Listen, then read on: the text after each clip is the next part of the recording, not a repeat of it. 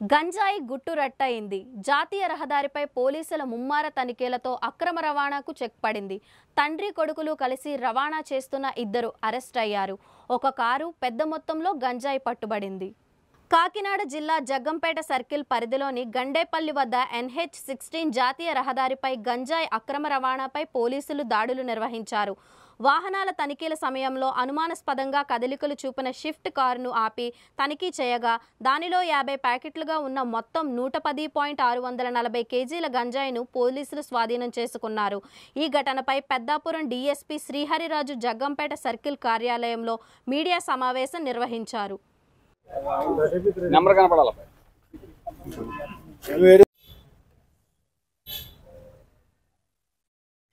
₹500 cash దొరికింది.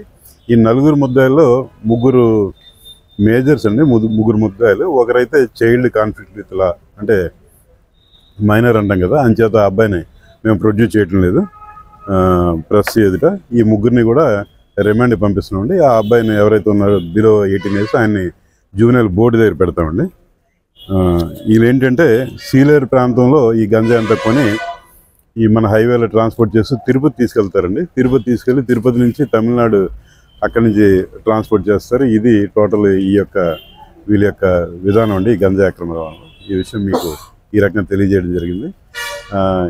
ఇది గతంలో కూడా చెప్పాం, ఇప్పుడు కూడా అదే చెప్తున్నాం. గంజాయి మీద మన రాష్ట్ర ప్రభుత్వం ప్రత్యేక శ్రద్ధ పెట్టింది, ఈగిల్ సంస్థ ద్వారా కానీ లేకపోతే ఇతర పద్ధతుల ద్వారా కానీ. కాబట్టి ఎట్టి పరిస్థితుల్లోనే ఈ గంజాయి రవాణాలో కానీ వాడకంలో కానీ ఎవరు కూడా ఇన్వాల్వ్ అవ్వద్దని చెప్పేసి ప్రజలను కోరుతున్నాండి. ఈ కాన్సిక్వెన్స్లను ఆలోచించకుండా ఏదో తక్కువ టైంలో తక్కువ పెట్టుబడితే ఎక్కువ లాభం అని చెప్పేసి హాస్పిటల్ ఇలాంటి వాటిలో ఇన్వాల్వ్ అవుతున్నారు.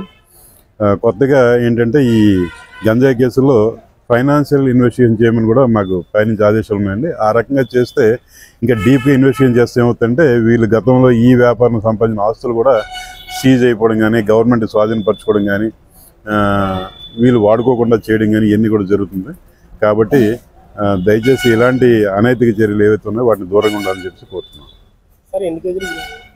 ఇది 110 కేజీల 640 కేజీలు గంజాయి అండి. ఈ షిఫ్ట్ కారు, అలాగే వీళ్ళ దగ్గర సీజ్ చేసిన ₹3,500 క్యాష్, 4 సెల్ ఫోన్లు అన్నీ కలిపి టోటల్ 8,26,700 అని చెప్పేసి ఒక ప్రాథమిక అంచనా.